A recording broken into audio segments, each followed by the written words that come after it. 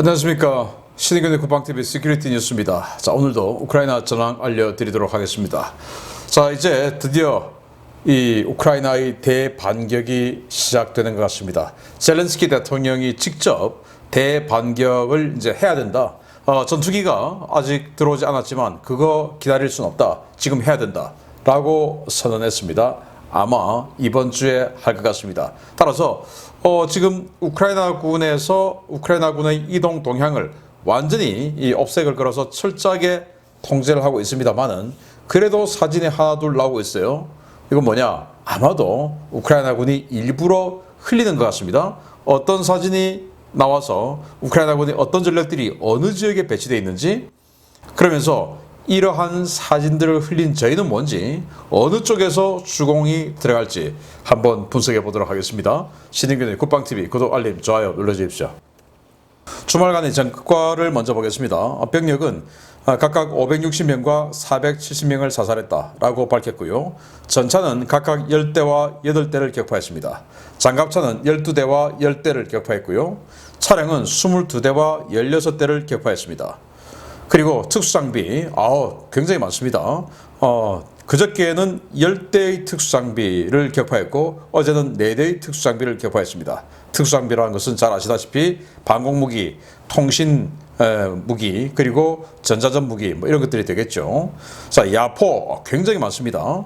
그저께는 32문의 야포가 격파되었고 어제는 22문의 야포가 격파되었습니다. 토탈 다 해서 거의 3개 대대 이상, 1개 예단급 포병 부대가 이틀간에 사라졌고요. 다른장 로켓도 그저께는 7문의 다른장 로켓이 격파됐고 어제는 1문. 그러니까 특히 이 그저께 야포 32문, 다른장 로켓 7문. 야, 이 정도면 하루에 그냥 1개 예단이, 포병 예단이 날아간 거다. 이렇게 볼 수 있겠죠. 무인 항공기도 그저께 28대 격추, 어제는 10대 격추. 미사일은 그저께 15발 요격. 그러니까 그저께 굉장히 세게 붙었다라는 것을 느낄 수가 있습니다. 이런 전과를 바탕으로 전선 상황을 보면, 자, 우크라이나는 밝혔습니다. 적이 2개 방면에서 총 23회의 공세를 시도했고 모두 격퇴했다. 바흐무트에서 다시 지금 전투가 한창 때보다는 좀 약하지만 벌어지기 시작했고, 그리고 마린카에서 대부분 세게 벌어졌다라고 이야기를 하고 있습니다. 특히 바흐무트에서는 이제 바그너그로 완전히 다 빠졌고 바그너를 대체해서 체첸군이 들어왔는데 우크라이나 군도 반러시아 성향의 체첸 대대가 3개가 있죠. 그래서 바흐무트에 지금 우크라이나 측의 체첸 부대가 들어가 있는데 러시아도 체첸 부대가 들어와서 체첸끼리 지금 격돌하고 있는 상황이다라고 밝혔습니다. 러시아는 전차와 헬기를 동원해서 하르키우 지역의 민가에 보복 공격을 하고 있답니다. 하르키우주와 접경하고 있는 벨고로드주, 그쪽에 자유 러시아 군단, 러시아 의용군 등 이 반러시아 계열의 러시아인 출신의 우크라이나 군이 계속 치고 들어가서 괴롭히고 있죠. 그러다 보니까 이 러시아 군도 헬기나 전차 이런 것들을 가지고 우크라이나 영내로 들어와서 여기에 민가 지역을 계속 공격하고 빠지고 아마도 민가를 일부러 그런 거 아니고 이 지역에 자유러시아 군단이 숨어 있다, 집결해 있다, 이런 정보를 듣고 들어와서 쏘고 그런 건 아닐까라고 생각하는데, 제가 러시아군을 너무 아름답게 보는 건가요? 아무튼 이런 식으로 해서 민가에 계속 피해를 주고 있다. 이런 정보가 나왔고요. 우크라이나가 스톰 섀도우 미사일로 베르단스크의 탄약창을 파괴했다고 하는데, 스톰 섀도우, 영국이 우크라이나에 전달해준 560km 날아가는 장거리 공대지 순항 미사일이죠. 그 스톰 섀도우를 도대체 어디다가 장착했을까 궁금했는데 드디어 사진이 공개됐습니다. 우크라이나의 수호이 24 공격기에 이렇게 양측에 한 발씩 해서 두 발의 스톰 섀도우를 장착하고 있는 사진이 공개가 되는데 수호이 24에서 쏘았던 겁니다. 그래서 베르단스크, 자포리자주의 항구죠. 그 항구에 있는 탄약창, 그러니까 건너편에 있는 크라스노다르 지역이나 이런 지역에서 배를 타고 들어오는 보급물자들, 그 중에서도 탄약 이런 것들이 적재되어 있는 그 탄약창을 스톰 섀도우 미사일로 때려 부숴버렸다.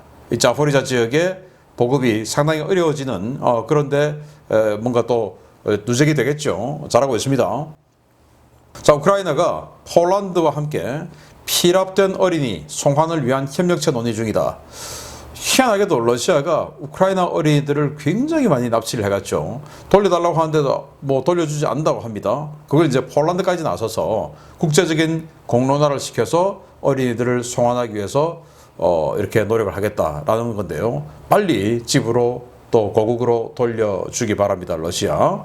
영국은 러시아가 특히 그 중에서도 푸틴이나 뭐 이런 사람들이 이 노란색, 파란색에 완전히 그냥 경기를 하는 이런 편집증을 가지고 있다라는 겁니다. 그게 뭐 광기적인 이런 건데 뭐냐면은 예를 들어서 노란색 티셔츠를 입고 청바지를 입었다. 이러면 뭐 우크라이나 국기가 연상된다. 이래가지고 그냥 잡아가 버리고 뭐 이런다는 겁니다. 뭐 우리나라에도 예를 들어서 노란색 넥타이를 메고 있으면 별로 좋아하지 않는 뭐 그런 분들 많이 있죠. 뭐 그런 거하고 비슷하다라고 보시면 되겠는데 여기는 좀 더 도가 너무너무 지나셨다라고 하는 거고요. 그게 이제 그만큼 전황이 어렵다 보니까 그렇다라는 거죠. 자, 러시아군은 스바토베 전선에서 40여 명의 무장 탈행했다라고 우크라이나가 밝혔는데 이 러시아군이 스바토베 그러면은 이게 바로 크레미나 이쪽 전선인데 루한스크 주의 어떤 핵심 전선이 되는 것이죠. 여기에서 40여 명이 무장 탈행했다. 이건 뭐냐? 이 스바토베나 크레미나 쪽에 있던 이런 병력들을 빼서 벨고로드로 옮기고 또 남쪽 이 바흐무트 쪽으로 옮기고 이러다 보니까 여기 방어선이 약해지죠. 그래서 크레미나 쪽으로 주공이 들어올 가능성이 높다. 이런 이야기가 돌고 있으니까 겁나는 거죠. 그래서 죽기 전에 탈행해서 항복하자. 라는 이런 사람들이 나온다는 건데 이게 지금 밝혀진 것만 이 정도면 안 밝혀진 탈행병들 얼마나 많겠습니까?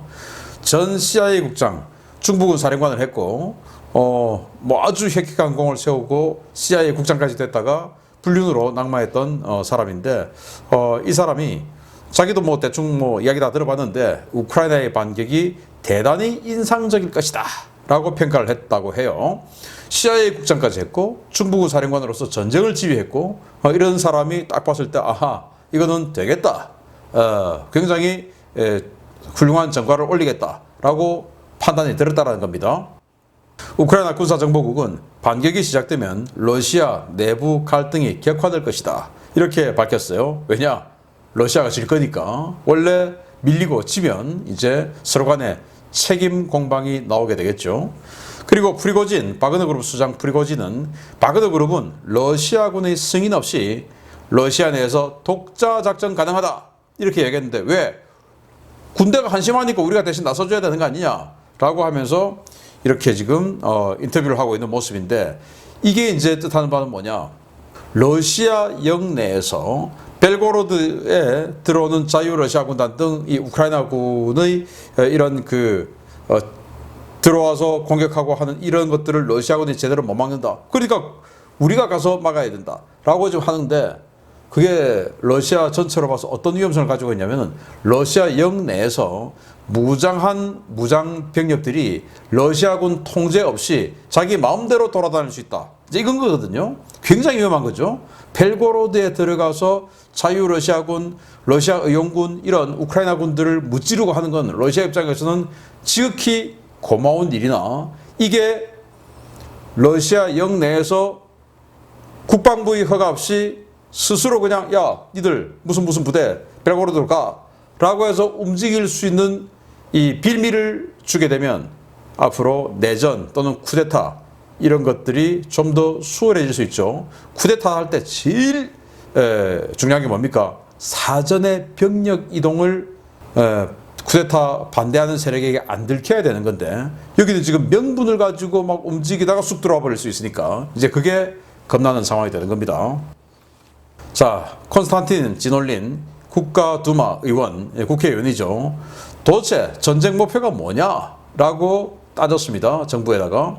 왜냐하면 뭐 처음에는 우크라이나의 비무장화 그리고 반나치화, 비나치화를 위해서 지금 한다고 하는데 아니 가보니까 나치도 없던데 지금 도대체 전쟁 목표는 뭐냐? 이렇게 따지고 나섰어요. 이제 하나둘 밝혀지는 겁니다. 진실이. 그리고 자포리자 지역에서 파르티잔 활동이 급증하고 있는데 각지에서 폭발 뻥뻥 터지고 있다는데 어떤 폭발이냐? 러시아에 부역한 부역자들에 대한 테러가 급증하고 있다는 겁니다. 이제 우크라이나군이 들어올 때가 되니까 이 파르티잔들이 그동안 러시아에 완장차고 부역했던 사람들 얼마나 많겠습니까? 우리나라에도 6.25 때 많이 있었다라고 하지 않습니까? 그런 자들에 대한 응징을 지금 이제 시작했다라는 보고도 들어와 있습니다. 자, 주요 소식 들어가겠습니다. 첫 번째입니다. 우크라이나군의 공세가 늦어도 이번 주 안에는 시작될 것 같습니다. 러시아군이 총력을 기울여 방어 준비를 하고 있는데 이 와중에도 극심한 부정부패가 러시아군 방어 준비의 발목을 잡고 있습니다. 러시아 고위 관료들이 무기와 장비, 물자를 빼돌리는 것에 이어서 이제는 사람까지 사고 판다는 소식입니다. 러시아가 전국 각 지역에서 은밀한 동원을 계속하고 있으며 일부 지역은 전체 인구의 4%가 동원되어 이제는 인구 밀집 지역에서 청년 남성들을 볼 수 없는 지경에 이르렀다고 복수의 워싱턴 소식통이 현지 시각 6월 4일 리포트했습니다. 러시아 중부 노보시비르스크주는 이번 전쟁 발발 후에 전체 약 279만 명의 인구 가운데 4%인 11만 1,500여 명의 청년이 징집, 강제 계약, 동원 등의 형태로 러시아군에 끌려간 것으로 집계됐습니다. 노보로시비르스크주의 카멘나오비 지역은 약 3만 1,000명의 인구 가운데 무려 1,200명이 동원됐는데요. 이는 해당 지역 남성 인구의 8%에 해당하는 것으로 현재 이 지역에는 20대에서 30대 남성을 거의 찾아볼 수 없는 것으로 전해졌습니다. 이 엄청난 동원 작업은 카멘나오비 군수인 릴리아 네크라소바와 지역 병무 사무소장 바실리 라다예프 주도로 이루어졌는데요. 지역 주민들은 네크라소바 군수가 별다른 규정이나 법적 근거 없이 무작위로 동원 대상자를 지정해 끌고 갔다며 중앙정부에 탄원서를 넣고 그녀의 차에 인분을 던지는 등 강력하게 항의했습니다. 일부 지역 관료들이 이처럼 광적으로 병력 동원에 열을 올리는 것은 한 명의 병사도 아쉬운 신생 용병 회사들에게 팔기 위해서였는데요. 각 지역에서 법적 근거도 없이 동원된 이들 장정들은 예비군으로 끌려가 한 명에 2만 5천 루블, 한화 약 40만 원의 가격에 용병회사로 팔려 나갔습니다. 불법적으로 동원되어 끌려갔지만 현재는 연락이 두절된 남편과 아들, 아버지의 행방을 추적하고 있는 피해자 가족 모임은 현재까지 자신들이 파악한 인신매매 피해자가 501명에 달하며 이들은 모두 러시아 본토에서 강제 동원된 뒤 크림반도의 훈련장에서 용병회사에 팔렸다는 메시지를 끝으로 연락이 두절되었습니다. 피해자들은 2만 5천 루블에 사간 용병회사는 블라디미르 푸틴 러시아 대통령의 측근이자 러시아 에너지 운송사업 건물인 게나디 팀첸코 볼가그룹 회장이 세운 리둣 PMC의 산하기업인 베테랑 PMC인데요. 이들은 동원된 피해자들의 군복에서 러시아군 국적 패치를 떼내고 푸틴 대통령의 얼굴이 새겨진 베테랑 PMC의 부대 마크를 붙였다는 연락을 끝으로 가족과의 통신이 끊어졌습니다. 베테랑 PMC는 지난 5월 바그너 그룹의 바흐무트 철수 당시 바흐무트 외곽 전선에 등장한 용병들인데요. 이들은 제대로 된 중화기나 통신 장비도 없이 소총만 들고 우크라이나군과 맞서 싸웠다가 포로로 잡힌 뒤 우크라이나 측에 자신들의 용병회사에 팔려 사지로 내몰렸다고 폭로했습니다. 최근 러시아는 군인에 대한 급여와 연금, 보상을 지급할 여력이 없어 국가 소속의 정규군과 예비군을 PMC에 팔아넘기는 인신매매 범죄를 확대하고 있는데요. 도대체 어떻게 이런 집단이 지금까지 국가 행세를 하며 유지되어 왔는지 모르겠습니다. 아무나 야, 쟤 잡아와 입대시켜 이렇게 했다라는 겁니다. 누가? 이 여자가 군수라는 건데 노보로시비르스크가 카자흐스탄으로 접경하고 있는 이 지역이네요. 여기에 있는 사람들이 인구의 4%가 지금 군에 끌려갔다. 그러면은 남성으로 치면 인구의 8%가 끌려갔다는 거죠. 이 여사가 지휘하고 있는 어떤 3만 1,000명 인구의 그 도시에서는 8%의 남성을 끌고 갔답니다. 그래서 병무 담당하고 지나가다가 쟤 끌고 가 이런 식으로 해서 끌고 간답니다. 끌고 가서 군으로 동원됐는데 알고 보면 나중에 40만 원, 우리 돈으로 40만 원씩 받고 용병회사에 팔았다는 겁니다. 그래서 바로 이 사람이 볼가그룹 회장인데 이 사람이 운영하는 베테랑이라는 PMC, PMC 마크도 그냥 푸틴 얼굴을 갖다 이렇게 하고 있어요. 이 PMC의 설립 목적은 바로 푸틴 수호다. 뭐 이거 아니겠습니까? 이 베테랑 PMC에 끌려갖고 40만 원에 그 40만 원은 아까 그런 병무소장이나 아니면 군수 이런 사람들 호주머니에 들어갔겠죠. 그리고는 이제 연락이 두절됐다. 죽었겠죠. 동원되어서 크림반도로 끌려갔고 크림반도에서 베테랑 PMC로 팔려갔고 거기에서 바흐무트로 갔고 그리고는 연락 끝. 이런 일들이 전쟁 끝나서 계속 알려지면 뭐 러시아 국가 존립 되겠습니까? 프리고진은 지금 이 무력을 자기 마음대로 야 러시아군 못 믿겠다. 우크라이나가 지금 마구마구 치고 들어오는데 그걸 러시아군 못 믿겠으니까 내가 가서 해야 돼. 그 말은 총 들고 장갑차 몰고 러시아 내를 자기 마음대로 다니겠다. 이 말 아니겠습니까? 이런 상황에서 이런 것들이 알려진다. 이제 뒤집어질 일만 남은 것 같은데 그 뒤집어지는 활용 점정은 러시아군이 이 전쟁에서 패퇴해야 되겠죠. 자, 이제 드디어 등장합니다. 볼로디미르 젤렌스키 우크라이나 대통령이 현지 시각 6월 3일 월스트리트 저널과의 인터뷰에서 대공세 준비가 완료됐다고 공식 선언했습니다. 이미 일부 부대가 대규모로 이동하고 있는 것이 식별됐는데 이제 곧 공세가 시작될 것으로 보입니다. 우크라이나군은 빼앗긴 영토를 되찾기 위한 준비를 모두 마쳤으며 이제 더는 기다릴 시간이 없다고 볼로디미르 젤렌스키 우크라이나 대통령이 현지 시각 6월 3일 밝혔습니다. 그는 몰도바에서 열린 유럽 정치 공동체 정상회의에 참석하기 전 남부 도시 오데사를 찾아 이곳에서 월스트리트 저널과의 인터뷰에서 가진 자리에서 우크라이나군은 반격 준비를 마쳤으며 몇 가지를 더 갖추고 싶었지만 이것을 위해 몇 달을 더 기다릴 수는 없다고 밝혔습니다. 그는 러시아는 여전히 우크라이나보다 강한 공군력을 가지고 있다라며 적 항공기로부터 아군을 보호할 충분한 능력이 없다는 것은 많은 장병들이 반격 작전 중에 희생될 수도 있다는 것을 의미한다 라며 현재 진행 중인 서방 측의 전투기 공유 일정이 더욱 당겨져야 한다고 강조했습니다.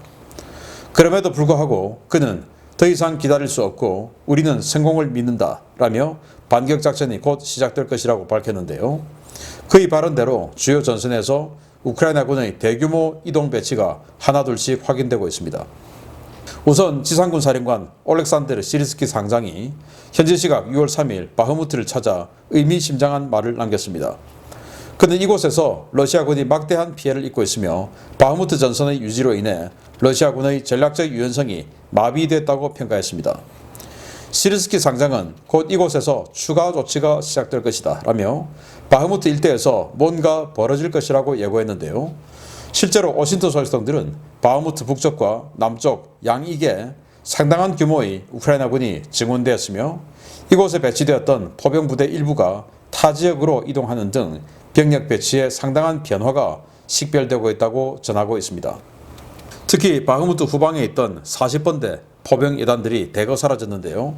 지난 한 달여간 실시된 바흐무트 포격전에서 600문 넘는 러시아군 야포를 파괴한 이들은 포신 수명이 다해 정비를 위해 후방으로 단계적으로 철수한 뒤 공세부대 화력 지원 전력으로 재배치된 것으로 알려졌습니다.